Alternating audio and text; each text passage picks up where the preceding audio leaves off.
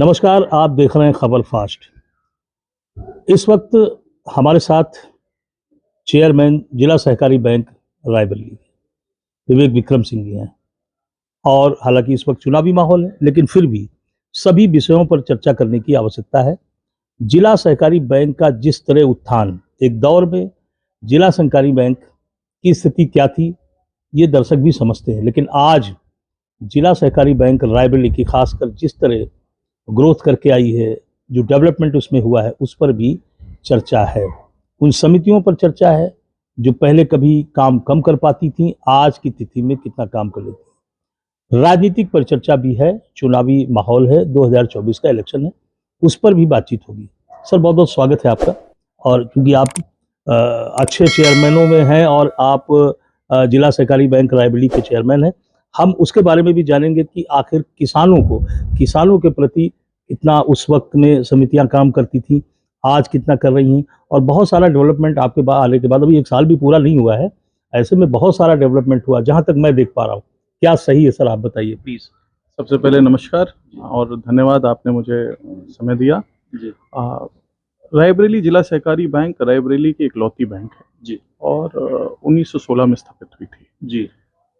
पिछले 9 महीनों में बहुत बड़ा परिवर्तन हमारे बैंक में आया जी। उसके पीछे कारण ये भी रहा कि मोदी जी का जो दूसरा कार्यकाल था 2019 का जी, उसके बाद भारत में पहली बार पूरे देश में सहकारिता मंत्रालय बनाया गया जी। उससे पहले सहकारिता मंत्रालय हुआ नहीं करता था जी।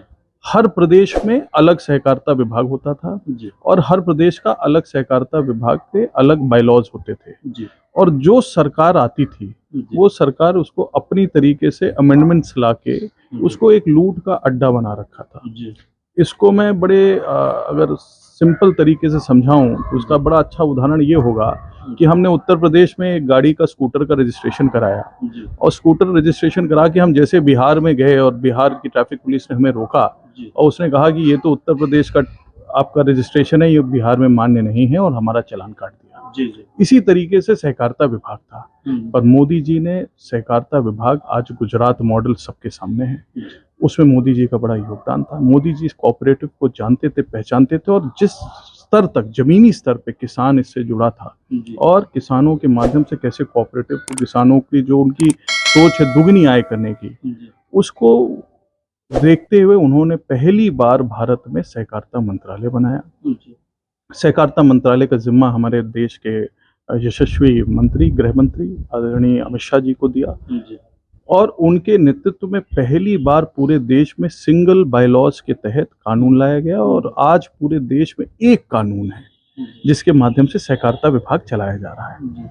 उसका फलस्वरूप ये हुआ कि आज हमें निर्णय लेने में आसानी हो रही है। जो विभिन्न प्रकार के बिजनेस करने थे जो कर सकती थी कम समितियां, पर वो नहीं कर पाती थी, वो उस तरीके के 42 नए कामों पे अप्रूवल मिल गया हमें, और आज हमारी समितियां नए नए प्रकार के काम कर सकती हैं, जैसे मत्स्य पालन, डेयरी पालन, मुर्गी पालन, पेट्रोल पंप लगाना, गैस एजेंसी लगाना, इस तरह के विभिन्न कार्य वो कर रही है। और कई नई नई परियोजना आज पूरे देश के मॉडल पे, गुजरात मॉडल के माध्यम से और अलग अलग माध्यमों से आज आ रहा है। समितियों में काफ़ी कुछ काम हुआ है, जैसे पहले दौर में बहुत कुछ मुश्किलें थी, उनमें ग्रोथ नहीं हो पा रहा था। अभी कॉस्ट ऑफ डेवलपमेंट के बारे में कुछ देर पहले हमने आपसे बात की, कुछ चीज़ें और आपने उसमें बताई कि ये ग्रोथ हुआ है, ये फ़ायदा हुआ है, समितियाँ जागी हैं।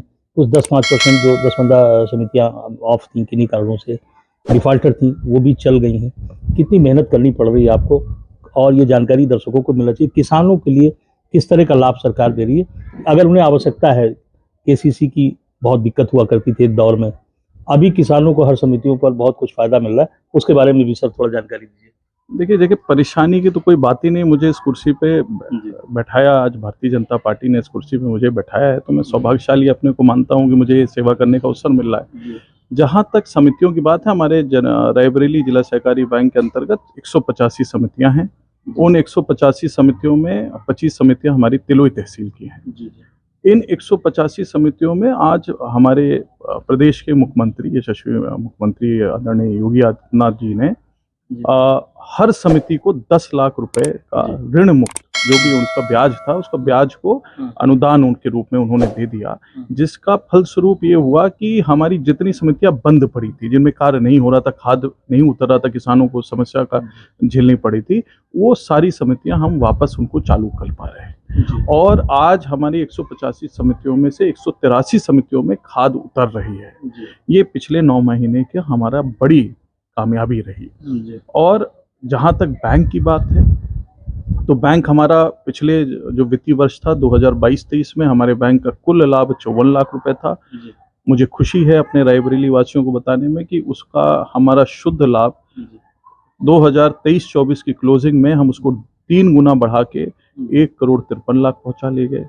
हमारी जो निजी पूंजी है वो लगभग हमने 86 करोड़ रुपए बढ़ाई है। इसी तरीके से हमारा ग्रॉस प्रॉफिट, हमारे एनपीए में हमने कटौती की। जो हमारा खर्चा था बैंक का, उस पे भी हमने 0.4% कटौती की है। और इसके वजह से ये परिणाम है कि आने वाले समय में हमें जिला सहकारी बैंक रायबरेली बहुत ऊंचाइयों पे जाती हुई दिख रही है। ये खर्चा कैसे घटाया सर? जो कॉस्ट मैनेजमेंट की बात है, कभी कभी क्या है कि जो भी फैक्ट्री इंडस्ट्रीज हो या बैंकें हों, अक्सर लॉस में, खासकर खर्च को लेकर कैसे मैनेज करवाया? देखिए, जब इसमें हमारे कर्मचारियों का बड़ा सहयोग रहा, और जब मैं अध्यक्ष बना तो मैंने उनको बूस्टअप किया, अपने कर्मचारियों को बूस्टअप किया, पॉजिटिव एनर्जी दी, और उसका फलस्वरूप रहा कि वो सारे कार्य उन्होंने अच्छे से करना शुरू किया।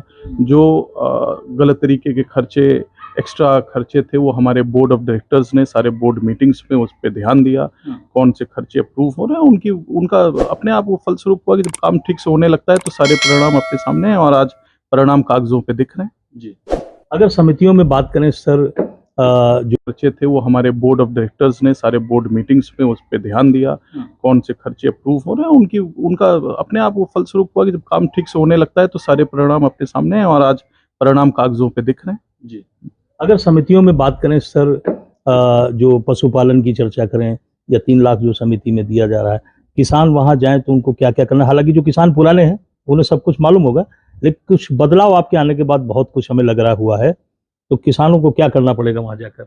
देखिए, पहले आज से 20 साल 25 साल पहले अगर कोई हमारे किसानों को कोई भी पूंजी देता था तो हमारी समितियां देती थी। उस पहले किसान क्रेडिट कार्ड हुआ नहीं करता था, नेशनलाइज बैंक लोन नहीं देती थी। तो सबसे पुराने किसानों के, अगर कोई किसानों का असली मददगार था तो हमारी समितियां थी। वो हमारे खाद भी देती थी, किसानों को पैसे भी देती थी कि वो खाद बीज खरीद सकें और अपना फसल की हार्वेस्टिंग करके हमारी समितियों को वापस कर सके पैसा। वो व्यवसाय आज भी हम कर रहे हैं। अभी हमारी समितियों में 3 लाख रुपए तक हमारे समिति के जो सदस्य हैं वो ले सकते हैं हमारे सचिवों के माध्यम से, और वो अपना फसल उगा के, अपना फसल को बेच के फिर हमारी समितियों को वापस भेज सकते हैं। मुझे आपके चैनल को बताने में ये भी खुशी है कि अगस्त में हमें उत्तर प्रदेश के मंत्री आदरणीय जी.पी. राठौर जी ने एक महासदस्यता अभियान चलाया था, जिसमें 221 रुपए लेके हमें अपनी समितियों में सदस्य बनाया था। और मात्र 1 महीने में हमने पूरे रायबरेली जिला सहकारी बैंक के 185 समितियों में 59,000 से भी ज्यादा सदस्य बनाए, 221 रुपए लेके, जिसमें हमने 1.5 करोड़ रुपए अंशधन इकट्ठा किया। और इस सारे 59,000 नए सदस्य आज हमारी समितियों से हर प्रकार के लाभ ले सकते हैं। सर, बात करें राष्ट्रीय बैंकों की, राष्ट्रीयकृत बैंकों की, नेशनलाइज बैंकों की, तो अक्सर बहुत सारे चक्कर बैंकों में लोगों को मारने पड़ते हैं, किसानों को भी दौड़ना पड़ता है केवाईसी के लिए, या वो इस इंतजार में रहते हैं कि कहीं से माफ़ी मिल जाए। सरकार जिस पैसे को माफ़ कर देती है, बैंकें उसको किस तरह एडजस्ट करती हैं, या आपकी संस्था या समिति कैसे इन सब चीज़ों को देखती है? जो पैसा माफ़ होता है उससे जो बैंक की स्थिति होती है या समिति की स्थिति है, या जो भी इस तरह की संस्थाएं हैं, क्या नुकसान, क्या आर्थिक नुकसान पहुंचता है? देखिए, मोदी जी हमेशा कहते हैं आत्मनिर्भर भारत की बात करते हैं, और आत्मनिर्भर भारत से उनका यही रहता है कि अगर हर व्यक्ति आत्मनिर्भर हो जाएगा तो जो सरकार के ऊपर लाइबिलिटीज आती हैं एक आम आदमी को सपोर्ट करने की, उससे मुक्ति मिलेगी, और कहीं ना तो कहीं देश प्रगति करेगा। तो ये वो आत्मनिर्भर भारत ही इसका सीधा जवाब है कि हमें अपने देशवासियों को मजबूत करना चाहिए।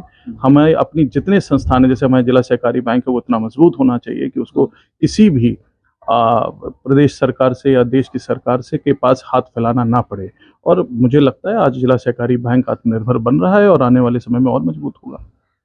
किसानों से क्या सर एक अपील करना है कि जो पैसा बैंक से लेते हैं, यदि वो इस इंतजार में न करें कि कोई सरकार या कोई चुनाव या कोई पॉलिटिकल कंपनी आएगी वो माफ़ कर देगी पैसा। इस इंतज़ार में बैठना उचित नहीं है।